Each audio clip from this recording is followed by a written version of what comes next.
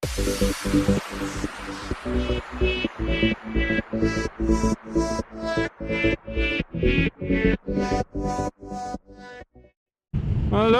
and welcome back again to the GorillaBiker. So today we're going to go out through Freshford, Urlingford and down to the Rock of Cashel. I don't know how long this video will be because I'm probably not going to leave any of the stuff where I'm on the motorway or the highway.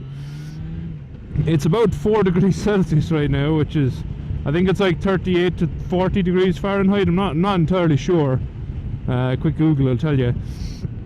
It's cold. That's the point I'm trying to make. So we're going to the Rock of Cashel. The Rock of Cashel originated as a fortress.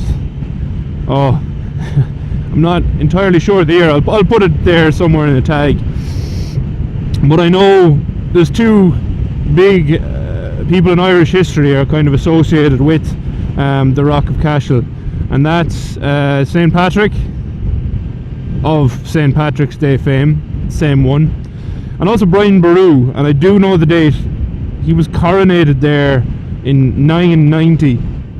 Any extra information I will throw in somewhere.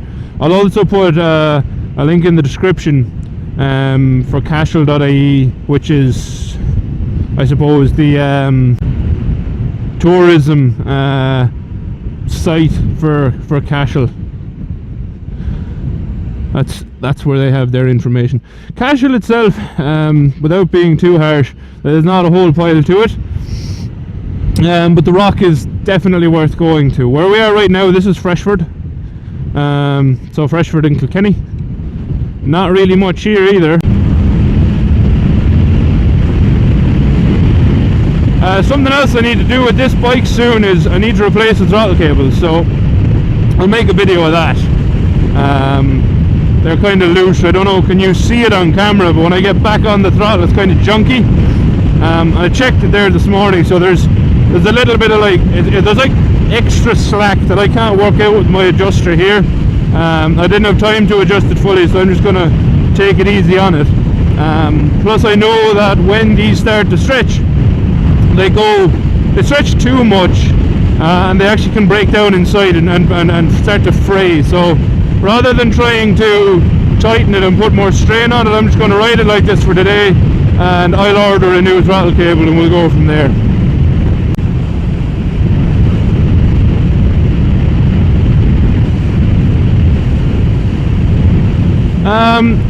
I'm also going to try, I know I mentioned it at the end of the last video if I left it in, I'm going to try shoot the first episode of a series that I'll probably call something like, you know, random exploration or something like that. Ooh, that's a nice view there, actually, isn't it? That's a nice view. There you go. There's a view there now. And that will hopefully kick that off, where I'm just going to like pick a road that I actually haven't ridden on before, and we'll ride on it and we'll record it and we'll see how it goes.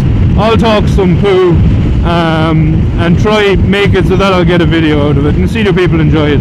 If people don't enjoy it, I'll obviously stop doing it. I'll still do it on my own, but I just won't record it. Also, if anyone who's watching this video has any ideas about like soft panniers, I want to get a set of soft panniers for this bike for when I go to Spain or when I go across to Scotland / Wales / wherever the hell I go. If you have any ideas about what I should get, let me know. I've been looking at SW Motec stuff, Oxford stuff.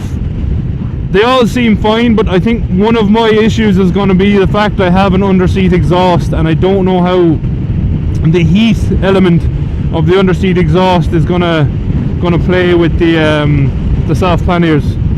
If anyone has tried it, please do let me know. Drop a comment, I'll respond. So in there is another kind of little ruin. As far as I know, you can go in there now. You can stop and walk in around it.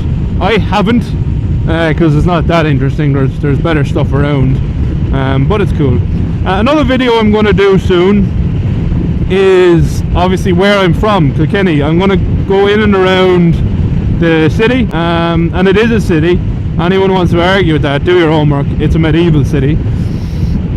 And I'm going to show the castle and maybe the two main streets, High Street and John Street. I'll just ride up and down them, take some video. I would imagine it'll be a short video. There's not too much to see in Kilkenny, but I'll do a quick circuit of it in case people are looking for any major landmarks when they come over. Then they can. I'd like to get past this person, and I don't want to put too much stress on my poor little throttle cable.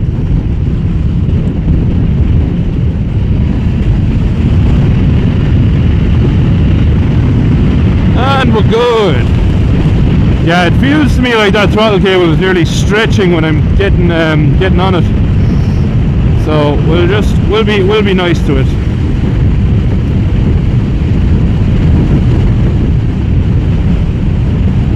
Where we're going as well, if you're looking for petrol, there's plenty of places to get petrol, so don't be concerned. Something else I'm also kind of excited about possibly doing is I want to do a build series. I know that's something that's been done a billion times, but it's not even, it's for me. So at the moment, because I have a couple of followers, but I don't have that many, most of what I do is for me. So this build series will be for me. If I can get my hands on it, it'll be a ZZR 1100, which would be great. An older ZZR 1100, carbs, all that.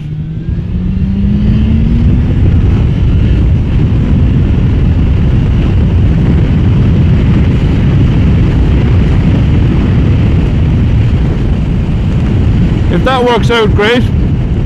If I can't get the ZZR, I'll go for something else. Something, and anyone who has watched the illustrious do it with Dan will think I'm copying him, but I'm not. I've always loved them. Honda Magna, that V4, I would love to get my hands on a Honda Magna. The problem is, even rough ones are kind of out of my price range right now, so if I can get my hands on a rougher ZZR 1100, do that up, ride it around for a while, and then sell either this or the ZZR, and buy a Magna.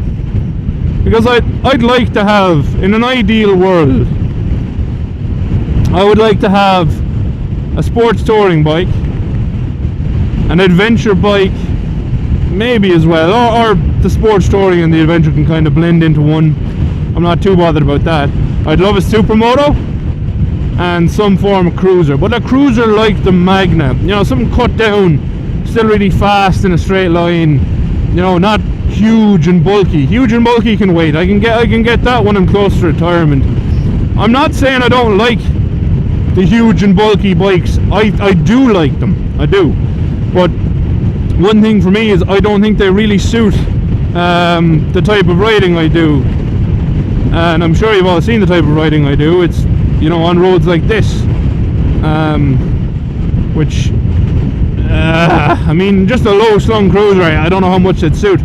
I also, and there's someone I work with to blame for this, because I never really thought about it too much, other than watching someone on YouTube who I won't name, but I'm sure everyone will guess who it is if they have any interest in this type of thing. A Triumph Rocket 3. I'd never even really considered one, even after watching the person who shall not be named. Is Shade Tree Surgeon. If anyone's wondering, a Shade Tree Surgeon, that's what I'm talking about. His Triumph Rocket 3 is absolutely stunning. I absolutely love it. But there's another guy I work with who was kind of talking about a guy he knows at home who has a Triumph Rocket 3, and then I started looking into them more, and now I'm kind of half in love with them, which is a problem. I don't want to be in love with it, but I am. So just coming up here now, we are going to be getting onto the motorway. So I'm not going to use any of this video because the motorway is not going to be pleasant, and I'll catch back up with you when we get onto exit 7 towards Cashel. So if you're interested, we're about to get onto the M8 at Urlingford, and we're going to head south towards Cork and take exit 7 to Cashel. Alright, I'll see you then. And welcome back. So I just took exit 7 towards Cashel. I'll put all this up in my Instagram later anyway, on the route. And we're heading now towards the Rock of Cashel. So when you take exit 7, if you're heading towards Cork, go around the first roundabout, just keep following the signs for Cashel, and that'll bring you this way. I know there's like should be a good viewpoint up here towards the rock. By the way, to explain this correctly, the rock was eventually gifted to the church, and the church did what the church do, and they built a church on it. Aha, there it is. Look at that.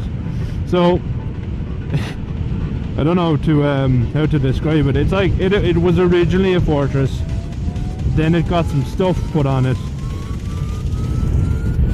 and now it's a giant castle thing like that. Look at that. Look at that. It is class.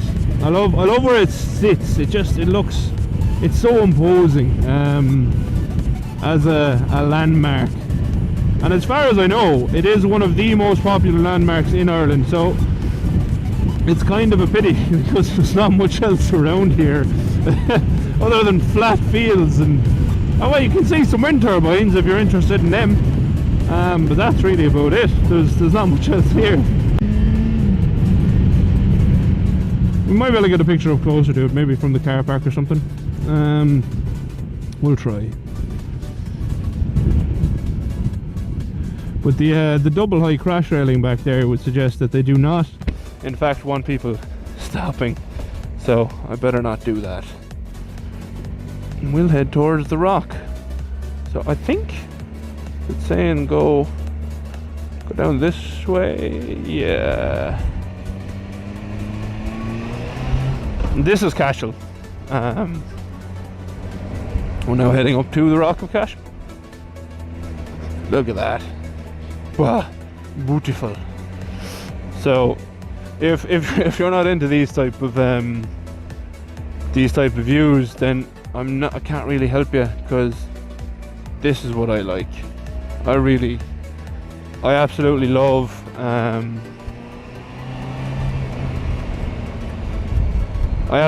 views like that. They're just, for me, they're some of the best. So it doesn't look like I'm going to get a good picture of the bike in front of the castle, which is a pity. Yeah. Do I need to pay? I think I need to pay. That's useful. I'm gonna try get a picture.